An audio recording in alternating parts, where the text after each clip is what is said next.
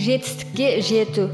Кәсіби жетістікке жетуде кеңесші миллионер ақш азаматы Боб Проктор былай дейді: біздің әрбіріміз өз өмір жолымызды бір-ақ рет өтеміз.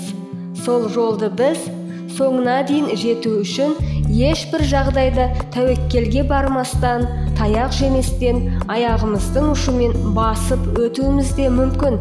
Немесе ойға алған мақсатымызды орындап, қиялдағы армандарымызды жүзеге асырып, болымды да, толымды да өмір кешуіміз де мүмкін, депті. Соңғысына жету үшін ең бастысы не? Ең бастысы, меніңше, қорқынышқа дайын болу сезімі. Қорқыныш ең нашар нәтижемен бірлесіп, нақтылыққа айналуға тырысатын сезім. Батыс елдерінде тапқан табысын ертеңге қалдырудың 50-50 деген ережесін ұстанады. Яғни, жалақысының 50%-ын ертеңгі күнге сақтайды. Ол үшін тапшылықта тартуға әзір.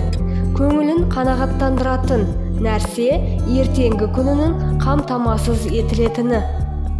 Бұл өзін-өзі тәртіптеудің және өнімді еңбектің нәтижесі. Бізде бұлай ететін күнге жетерміз, бірақ ол қазір мүмкін емес.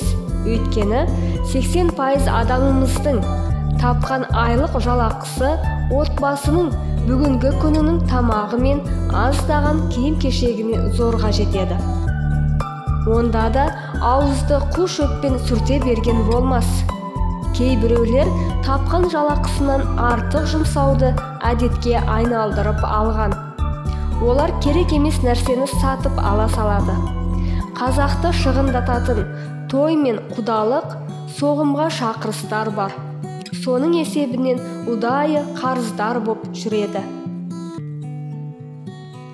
Оларға батыстықтар мынадай кеңес берер еді: қарызға өмір сүруді тоқтат. Өсімі бар несиеге жолама. Ипотекадан алдымен құтыл. Бірінші ұсақ қарыздарыңды төле. Қарыздарға төлейтін сомаларыңды біртіндеп ұлғайт.